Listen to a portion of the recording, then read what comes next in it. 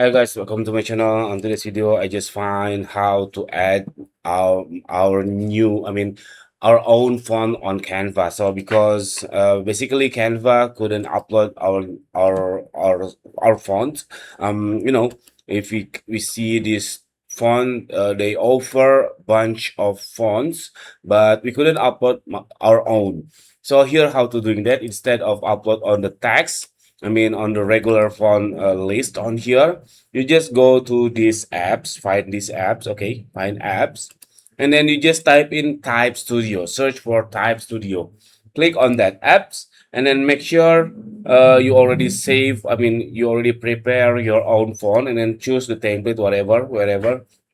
It's up to you. Let's say this one, the campus, I don't know.